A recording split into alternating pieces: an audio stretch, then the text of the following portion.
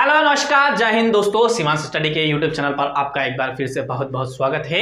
भारतीय संविधान की सीरीज चल रही थी और उसी सीरीज को आगे बढ़ाते हुए आज हम देखेंगे भारत की कार्यपालिका के प्रमुख अंग, जिसमें सम्मिलित है आपके जो संघ की कार्यपालिका है उसमें सम्मिलित होता है आपका भारत का महान्यायवादी, जिसे हम बोलते हैं अटॉर्नी जनरल ऑफ इंडिया, और जो राज्य की कार्यपालिका का एक प्रमुख अधिकारी होता है जिसे बोलते हैं अपने महाधिवक्ता या एडवोकेट जनरल के नाम से जिसे संबोधित किया जाता है। यहाँ पर अपने दोनों जने को कंपेरेटिवली पढ़ते हुए चलेंगे, यानी दोनों का तुलनात्मक अध्ययन करेंगे, क्योंकि दोनों एक जैसे इनके नियम या कायदे कानून दे रखे हैं या फिर एक जैसे इनके आर्टिकल दे रखे हैं, इसलिए हम एक दूसरे के समानांतर पढ़ने की कोशिश करेंगे। हालांकि इससे पहले मैं आपको बता दूं कि इससे पहले हम भारतीय संविधान का भाग 1, जिसमें भारत की कार्यपालिका, विधायिका एवं भारत के संघ और उसके राज्य क्षेत्रों के बारे में पढ़ चुके हैं। भाग 2, जिसके बारे में हम भारत की नागरिकता के बारे में पढ़ चुके हैं। भाग 3, जिसमें मौलिक अधिकारों के बारे में पढ़ चुके हैं। भाग 4, जो कि नीति निर्देशक तत्वों से संबंधित है, उसको पढ़ चुके हैं। भाग 4 का मौलिक कर्तव्य, और भाग 5 जो है जिसे अपने अभी वर्तमान में पढ़ रहे हैं, जिसका नाम है भारत का संघ राज्य क्षेत्र भारत की संघ की कार्यपालिका। संघ की कार्यपालिका के अंतर्गत अपने पढ़े थे कार्यपालिका, विधायिका एवं न्यायपालिका। कार्यपालिका के अंतर्गत हम भारत के राष्ट्रपति, उपराष्ट्रपति एवं प्रधानमंत्री और उसके मंत्रिमंडल को पढ़ चुके थे। आज अपना जो टॉपिक है भारत के अटॉर्नी जनरल ऑफ इंडिया, मतलब attorney general of India Bharat के महान्यायवादी और अलग अलग राज्यों के महाधिवक्ता रहते हैं, उनसे संबंधित पढ़ते हैं। चलिए तो शुरुआत करते हैं भारत के महान्यायवादी के बारे में, यानी कि अटॉर्नी जनरल ऑफ इंडिया। इसका जो उल्लेख किया गया है भारतीय संविधान के आर्टिकल 76 में, यानी कि 76 में इसके बारे में प्रावधान किया गया है। आर्टिकल 76 क्या बोलता है? आर्टिकल 76 यह बोलता है कि जो भारत का महान्यायवादी होगा, उस महान्यायवादी की जो नियुक्ति करेगा, यहां पर ध्यान रखना है कि नियुक्ति की जाती है राष्ट्रपति जी के द्वारा की जाएगी। लेकिन मैंने आपको पहले ही बता दिया है कि राष्ट्रपति जो है अपनी नाम मात्र की कार्यपालिका है, वास्तविक कार्यपालिका प्रधानमंत्री और उसका मंत्रिमंडल है। तो ये जो नियुक्ति की जा रही है राष्ट्रपति जी के द्वारा, तो ये नियुक्ति जो की जा रही है वो किसके द्वारा की जाएगी? राष्ट्रपति के द्वारा तो की जा रही है, लेकिन किसकी सिफारिश पे की जा रही है? कैबिनेट, यानी प्रधानमंत्री और उसके मंत्रिमंडल की सलाह पर की जा रही है। तो यहाँ पर 2 क्वेश्चन बन सकते हैं आपके एग्जाम में कि भारत के राष्ट्रपति जो अटॉर्नी जनरल ऑफ इंडिया है उसकी नियुक्ति किसके द्वारा की जाती है? तो राष्ट्रपति के द्वारा की जाती है। और किसकी सिफारिश पे की जाती है? तो प्रधानमंत्री और उसके मंत्रिमंडल की सिफारिश पर यह नियुक्तियां की जाती हैं। उसके बाद में अगर इसके कार्य की बात करें, ठीक है, उसी प्रकार से अगर महाधिवक्ता की बात करें, जो महाधिवक्ता जो कि क्या होता है, जो राज्यों का होता है, इसको बोलते हैं एडवोकेट जनरल जिसे बोला जाता है। तो इसका जो आर्टिकल है वो आर्टिकल 165 है, यानी 165 आर्टिकल में इसका प्रावधान किया गया है। इसके नियुक्ति जो करता है राज्यपाल के द्वारा की जाती है। किसके द्वारा की जाएगी? राज्यपाल के द्वारा की जाएगी। यह राज्यपाल भी स्वयं की इच्छा से कार्य नहीं करेगा। राज्यपाल किसकी इच्छा से कार्य करता है? कौन बोलेगा इसको कार्य करने के लिए? मुख्यमंत्री और जो विभिन्न राज्यों के मुख्यमंत्री होते हैं, और मुख्यमंत्री का जो भी कैबिनेट होता है, मुख्यमंत्री और उसका मंत्रिमंडल जो होता है, उसकी सिफारिश पर क्या करेगा? राज्यपाल किसकी नियुक्ति करेगा? महाधिवक्ता की नियुक्ति करेगा। चलो ठीक है, आगे देखते हैं कार्य क्या करते हैं। तो कार्य इनका मुख्य रूप से कार्य होता है कि जो विभिन्न सरकारें होती है, जैसे राज्य सरकार के संबंध में महाधिवक्ता, तो ये राज्य सरकार का क्या रखेगा? अपना राज्य सरकार की पैरवी करेगा। उसके अलावा अगर अपने इसकी बात करें, महान्यायवादी की अगर बात करें, तो महान्यायवादी क्या करेगा? ये भारत सरकार की पैरवी करेगा। कहां पर? ये भारत के जो विभिन्न कोर्ट हैं, उन कोर्ट्स में, जो भारत के विभिन्न न्यायालय हैं, उन न्यायालय में भारत सरकार के खिलाफ भी कुछ न कुछ केस चल रहे होते हैं। उन केसों की जब सुनवाई होती है, तो सुनवाई तो जज करते हैं, लेकिन उसकी पैरवी भी करना पड़ती है। भारत सरकार का पक्ष कौन रखेगा? तो भारत सरकार का पक्ष रखता है भारत सरकार का महान्यायवादी रखता है। भारत सरकार के महान्यायवादी जो होता है अटॉर्नी जनरल ऑफ इंडिया है। अटॉर्नी जनरल ऑफ इंडिया ये भारत सरकार की तरफ से सुप्रीम कोर्ट या हाई कोर्ट या भारत के जितने भी कोर्ट हैं, उन कोर्ट में क्या करता है? उसके द्वारा या उसके जो भी अधीनस्थ और अधिकारी रहते हैं, जैसे additional solicitor general of India रहता है और additional solicitor general of India रहता है। तो ये भी क्या करते हैं, इसके जो नीचे आते हैं ये या इसके जो अधीनस्थ अधिकारी है वो क्या करते हैं, भारत सरकार की तरफ से पैरवी करते हैं। इसका मुख्य कार्य यही होता है कि क्या, जैसे मान लो दो राज्यों का झगड़ा हुआ, दो राज्यों और केंद्र सरकार का झगड़ा हुआ है, तो राज्य क्या करेगा, राज्य की तरफ से जाएगा, जो वकील रहेगा राज्य का वो महाधिवक्ता रहेगा, और एक केंद्र का वकील रहेगा। तो केंद्र का वकील कौन रहेगा, महान्यायवादी। मतलब एक केंद्र सरकार, जैसे दो व्यक्ति, एक किसी व्यक्ति की हत्या हो गई और एक ने हत्या करी और एक की हत्या हो गई, तो एक क्या हो जाएगा, विक्टिम, एक तो आरोपी हो जाएगा, और एक क्या हो जाएगा, एक आरोपी हो जाएगा, एक क्या हो जाएगा, एक हो जाएगा विक्टिम और एक हो जाएगा एक्यूज्ड।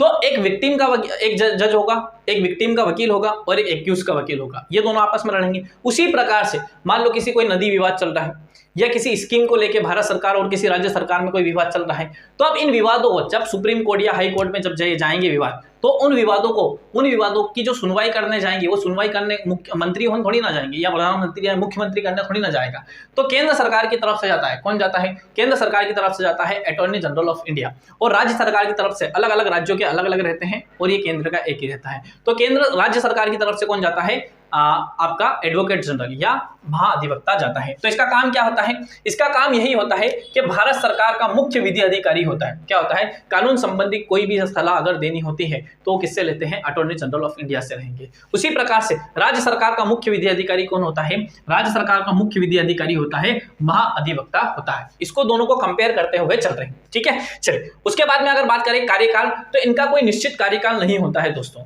जैसे अगर अपने बात करें प्रधानमंत्री निश्चित कार्यकाल, सांसदों का निश्चित कार्यकाल, विधायकों का निश्चित कार्यकाल, ठीक है। ये सारे नेता लोग हैं, इन नेता लोगों का निश्चित कार्यकाल होता है। लेकिन ये लोग हैं वकील। अब वकील क्यों बोल रहा हूं, उसके आगे जब योग्यता की बात करेंगे तो आप समझ जाओगे कि ये वकील क्यों है। अब यहां पर जो बात आ रही है कि इनका जो होता है, इनका जो कार्यकाल होता है वो कार्यकाल निश्चित नहीं होता है। जैसे उन सबका कार्यकाल 5 साल या 6 साल, राज्यसभा के सदस्य का 6 साल कार्यकाल होता है, लोकसभा के सदस्य का 5 साल कार्यकाल होता है। तो इनका कोई निश्चित कार्यकाल नहीं होता है, दोनों की कंडीशन में सेम है। इनका कोई निश्चित कार्यकाल नहीं होता है, इसका भी कोई निश्चित कार्यकाल नहीं होता है, निश्चित कार्यकाल नहीं होता है। लेकिन ये राष्ट्रपति के प्रसाद पर्यंत काम कर रहे हैं और ये राज्यपाल के प्रसाद पर्यंत कार्य कर रहे हैं। मतलब सर क्या समझ में नहीं आया, प्रसाद पर्यंत ये नहीं, क्या बोल रहे हो आप, मतलब जब तक आपको प्रसाद मिलता रहेगा तब तक आप काम करेंगे, तब तक आप काम करेंगे। जैसे ही प्रसाद मिलना बंद, वैसे ही काम बंद। मतलब क्या हो जाएगा कि किसने लगवाया है, सिफारिश किसने करी है, कैबिनेट और उसके मुख्यमंत्री ने। यहां पर सिफारिश किसने करी है, मंत्रिमंडल और प्रधानमंत्री ने करी है। मान लो सरकार गिर जाती है, जैसे मेरी सरकार है, तो मैं मेरे वाले व्यक्ति को ही लगाऊंगा जो मेरी विचारधारा से संबंधित है, उसी व्यक्ति को क्या बनाऊंगा, मैं क्या बनाऊंगा, महान्यायवादी बनाऊंगा, ठीक है। राज्य सरकार में किसी और सरकार है तो क्या करेगा, वो उसकी विचारधारा से संबंधित व्यक्ति को या उसके हिसाब से जो नॉलेज वाला व्यक्ति होगा उसको लगवाएगा। हालांकि कुछ योग्यताएं होती है, उस योग्यता पे खरा उतरता है तभी बनाया जा सकता है उनको, तो उनकी विचारधारा से संबंधित व्यक्ति को बनाएगा। अब मान लो सरकार गिर गई, सरकार दूसरी आ गई, अब दूसरी आ गई तो क्या हो गया, अब विचारधारा खत्म, दूसरी विचारधारा वाला व्यक्ति आ गए होंगे, ठीक है। तो अब क्या होगा, अब ये होगा कि जिसी प्रकार इसका कोई निश्चित कार्यकाल नहीं होता है, लेकिन क्या होता है, सामान्यतः जैसे ही सरकार बदल जाती है, इधर भी सरकार बदल जाती है और इधर भी सरकार बदल जाती है, तो ये क्या कर देता है, अपना त्यागपत्र दे देता है। क्या कर देता है, ये अपना त्यागपत्र दे देगा, या राष्ट्रपति जी बोल देंगे अब अपना त्यागपत्र दे दीजिए, आपको इस पद से निकाला जा रहा है। संविधान में ऐसा कोई भी उल्लेख नहीं है जैसे राष्ट्रपति को हटाने के लिए जो आपका प्रयोग किया जा रहा है इम्पीचमेंट प्रोसेस का, इस प्रकार के कोई प्रोसेस का इसमें उल्लेख नहीं किया गया है। सामान्यतः जब सरकारें बदल जाती है तो सरकारें बदलने के समय ये भी क्या हो जाते हैं, अपना त्यागपत्र दे देते हैं और किसी नए व्यक्ति को क्या कर दिया जाता है, राष्ट्रपति के द्वारा अपॉइंट कर दिया जाता है। योग्यता की बात करें तो क्या हर किसी व्यक्ति को बना दिया जाएगा, सर मेरे को बना दो, मेरे को बना दो, मैं भी बनूंगा, नहीं, आप और मैं नहीं बन सकते हैं। क्यों नहीं बन सकते हैं दोस्तों, इसके पीछे कारण है, इसमें योग्यता होती है। यहां पर जब अटॉर्नी जनरल ऑफ इंडिया की बात कर रहे हैं तो यहां पर जो योग्यता की बात करी है वो सुप्रीम कोर्ट का जज बनने लायक योग्यताएं होनी चाहिए। और सुप्रीम कोर्ट का जज बनने लायक योग्यता क्या है, तो सुप्रीम कोर्ट का जब कभी व्यक्ति बन सकता है जब या तो वो किसी हाई कोर्ट में 5 साल तक किसी जज की पोस्ट पर रहा हो, किसी भी हाई कोर्ट में 5 साल तक जज की पोस्ट पर रहा हो, न्यायाधीश रहा हो, या फिर हाई कोर्ट में उसने 10 साल से लगातार 10 साल से वो क्या कर रहा हो, वकालत कर रहा हो तो क्या कर सकता है वो व्यक्ति, क्या बन सकता है, सुप्रीम कोर्ट के जज बनने की योग्यता हो गई। ये सुप्रीम कोर्ट के जज बनने की योग्यता है। तो सुप्रीम कोर्ट के जज बनने की जो योग्यता है उसी वैसी ही योग्यता क्या होनी चाहिए, इसमें होनी चाहिए। किसमें होनी चाहिए, महान्यायवादी होने में होना चाहिए। तो इसमें यहाँ स्पष्ट बोल दिया है कि सुप्रीम कोर्ट के जज बनने की योग्यता होनी चाहिए, है ना। तो योग्यता समझ गए क्या, 5 साल तक किसी भी उच्च न्यायालय में न्यायालय के पद पर होना चाहिए, या इन दोनों में से, या किसी भी हाई कोर्ट में 10 साल से क्या कर रहा होना चाहिए, वकालत कर रहा होना चाहिए। तो ये हो जाएगा। या फिर अब ये वाली कंडीशन हो गई इसकी योग्यता। अब इसकी योग्यता की बात करें तो ये क्या हो जाएगा, तो महाधिवक्ता की योग्यता के लिए क्या होता है कि हाई कोर्ट का जज बनने की क्या होना चाहिए, हाई कोर्ट का जज बनने की उसमें योग्यताएं होनी चाहिए। अब हाई कोर्ट का जज बनने की योग्यता क्या है सर, है तो किसी भी अधीनस्थ न्यायालय है ना, जिला सत्र न्यायालय जो होता है उसको बोलते हैं अधीनस्थ न्यायालय। मतलब हाई कोर्ट से जो नीचे न्यायालय होते हैं उन न्यायालयों में, अधीनस्थ न्यायालयों में, जिला या सत्र न्यायालयों में उसने 10 साल तक जज के पद पर काम किया होना चाहिए। कितने साल तक, 10 साल तक जज के पद पर काम किया हुआ होना चाहिए। या फिर हाई कोर्ट में ही उसे 10 साल तक वकालत की हुई होनी चाहिए, तो उसे क्या बनाया जा सकता है, महाअधिवक्ता बनाया जा सकता है। यानी वो हाई कोर्ट का जज बनने लायक योग्यता हो जाएगी। तो यही योग्यता क्या चाहिए आपको, महाअधिवक्ता की योग्यता चाहिए। चलिए उसके बाद में अगर बात करें तो साहब काम कर रहे हैं, पैसा तो चाहिए, वेतन मिलेगा या नहीं मिलेगा, तो वेतन नहीं मिलता है भाई साहब। क्या नहीं मिलता है, वेतन नहीं मिलता है। इसमें मिलता है पारिश्रमिक, दिहाड़ी मिलती है सब। क्या मिलती है, दिहाड़ी। जैसे आप वकील के पास जाओगे तो वकील के पास सरकारी वकील होगा तो उसको सैलरी मिलेगी, लेकिन सरकारी वकील नहीं है। अब क्या करेंगे साहब, अब सरकारी वकील नहीं है तो वो क्या करेगा, जैसे ही केस आएगा तो केस लड़ेगा तो उसके पैसे लेगा, ये केस लड़ा इतने लगेंगे साहब। तो ऐसा उनके सामने तो नहीं बोल सकता हालांकि, लेकिन इसको क्या मिलता है, पारिश्रमिक मिलता है। इसकी कोई फिक्स सैलरी नहीं रहती है, इस वाली कंडीशन में भी नहीं रहती है, महान्यायवादी वाली कंडीशन में भी नहीं रहती है, और महाअधिवक्ता वाली कंडीशन में भी क्या नहीं रहती है, इनकी कोई फिक्स सैलरी नहीं रहती है, निर्धारित वेतन नहीं रहता है। ये क्या करते हैं, पारिश्रमिक दिया जाता है जो भी राष्ट्रपति निर्धारित करेंगे, राष्ट्रपति और इस कंडीशन में राज्यपाल। ठीक है, इधर किसने नियुक्ति की है, राष्ट्रपति ने की है, इधर राज्यपाल ने नियुक्ति की है। तो इधर जो राज्यपाल जो भी पारिश्रमिक देंगे वो लेना पड़ेगा, और इधर जो क्या है आपके जो भी राष्ट्रपति बोलेंगे वो क्या करना पड़ेगा, यहाँ पे वेतन मिलेगा। कार्य क्या होता है, ठीक है, तो प्रेसिडेंट के कहने पर मैंने आपको कार्य हालांकि ऊपर बता दिया है। प्रेसिडेंट के कहने पर भारत सरकार की ओर से क्या करता है, वो संपूर्ण जितने भी केस होते हैं उन केसेस को लड़ने का काम करता है। क्या करता है, प्रेसिडेंट के कहने पर भारत सरकार की संपूर्ण भारत में पैरवी करता है। संपूर्ण भारत में पैरवी यानी कि पूरे भारत में अगर कहीं पे भी भारत सरकार के खिलाफ केस चल रहा होगा तो उस केस को देखने का काम कौन करेगा, भारत का महान्यायवादी करेगा। इसी प्रकार से अगर क्या कर रहा है, पूरे भारत के किसी भी कोर्ट में या हाई कोर्ट या सुप्रीम कोर्ट या किसी भी सेशन कोर्ट में किसी राज्य सरकार के खिलाफ कोई केस चल रहा है तो उस राज्य सरकार की तरफ से पैरवी करने का काम कौन करेगा, इधर महाधिवक्ता करेगा। उसके अलावा आपको बता दें कि उसके अलावा इसका यह भी कार्य होता है कि जो ये होता महान्यायवादी, ये संसद के दोनों सदन, संसद में 2 सदन होते हैं, एक राज्यसभा होता है और एक लोकसभा होता है। जो अगला टॉपिक है अपना वो वहीं से उठाता है, भारत की विधायिका मतलब संघ की विधायिका से स्टार्ट होगा। तो जो यहाँ पे मैं बताना चाह रहा हूँ कि संघ की जो विधायिका है जिसका नाम है संसद, इस संसद के 2 सदन है, एक लोकसभा या राज्यसभा। इन दोनों की जो भी कार्रवाई हो रही है उन कार्रवाई में ये हिस्सा ले सकता है। कौन ले सकता है, भारत का महान्यायवादी ले सकता है। भारत का महान्यायवादी संसद की कार्रवाई में हिस्सा ले सकता है, ठीक है। वहां पर बोलने का भी अधिकार होगा। अगर संसद की कोई समिति बनी है तो उस समिति में सदस्य बनने का भी अधिकारी है, बोलने का भी अधिकारी है, लेकिन वहां पर वो वोट नहीं कर सकता।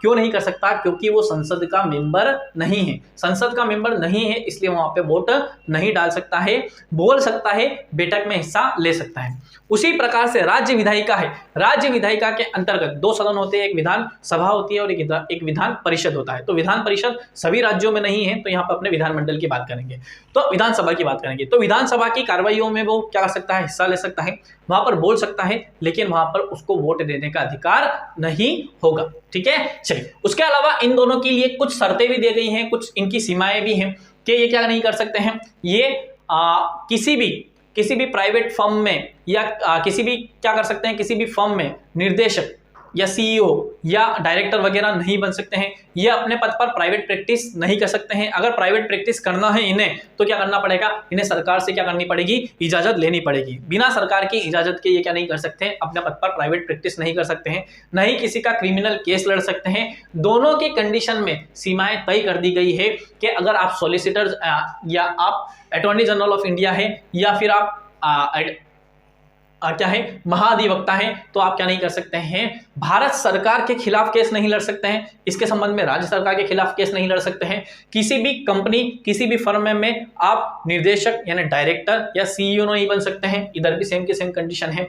किसी भी व्यक्ति का क्रिमिनल केस नहीं लड़ सकते हैं, इधर भी किसी भी व्यक्ति का क्रिमिनल केस नहीं लड़ सकते हैं। ये कुछ सीमाएं इनके लिए निर्धारित कर दी गई हैं, क्योंकि ये व्यक्तियों के लिए बहुत जिम्मेदारी वाले पद होते हैं और इनको सरकार की बहुत सारी कमजोरियों के बारे में मालूम रहता है और इन कमजोरियों का फायदा उठाकर क्या कर सकते हैं, वो लाभ प्राप्त कर सकते हैं। इसलिए इस प्रकार की कुछ इनके लिए सीमाएं निर्धारित कर दी गई है। ठीक है, तो ये वाला जो पूरा सेशन था अपना भारत के महान्यायवादी और भारत के कैसे राज्यों के महाधिवक्ता से संबंधित था। सबसे पहले अपने देखा राष्ट्रपति, क्या राष्ट्रपति के द्वारा नियुक्त की जाती है, इधर राज्यपाल के द्वारा नियुक्त की जाती है। कार्य क्या होता है, भारत सरकार की तरफ से क्या करता है, केस लड़ता है, ये राज्य सरकार की तरफ से केस लड़ता है और उसका मुख्य विधि अधिकारी होता है। ठीक है, कार्यकाल कोई निश्चित कार्यकाल नहीं है। जैसे ही मंत्रिमंडल भंग होगा, क्या हो जाएगा, मंत्रिमंडल समाप्त होगा तो क्या कर देगा, ये अपना त्यागपत्र दे देगा। इसी प्रकार से क्या कर देगा, राज्यपाल के प्रसाद पर्यंत, ये राष्ट्रपति के प्रसाद पर्यंत। जैसे मंत्रिमंडल बर्खास्त तो ये क्या कर देगा, अपने पद से त्यागपत्र दे देगा। योग्यता, सुप्रीम कोर्ट का जज बनने होना एक योग्यता होनी चाहिए, इसमें हाई कोर्ट का जज बनने लायक योग्यता होनी चाहिए। ठीक है, वेतन निर्धारित नहीं है, प्रेसिडेंट के द्वारा दिया जाता है। वेतन नहीं दिया जाता है, पारिश्रमिक दिया जाता है। निर्धारित नहीं है, गवर्नर के द्वारा दिया जाता है। वेतन नहीं दिया जाता है, पारिश्रमिक दिया जाता है। ठीक है, कार्य बता ही दिया है। ठीक है, फिर और दोनों सदनों में बैठने और उसमें बोलने का अधिकार इनको मिला हुआ है। ठीक है, आई होप यहां से बहुत ज्यादा से ज्यादा क्वेश्चन एग्जाम में पूछे गए हैं अभी तक जितनी भी एग्जाम हुई है, तो आपके लिए बहुत ज्यादा बेनिफिशियल होने वाला है आने वाली सारी एग्जामों के लिए। अगर आपको हमारी मेहनत अच्छी लगती है तो हमारे चैनल को लाइक कीजिए, हमारे चैनल को सब्सक्राइब कीजिए, लाइक कीजिए वीडियो को और ज़्यादा से ज़्यादा शेयर कीजिए, ताकि हमें ऐसा ही और ज़्यादा से ज़्यादा वीडियो बनाने का मोटिवेशन मिलता रहे। आज के लिए इतना ही, बहुत बहुत धन्यवाद। जय हिंद।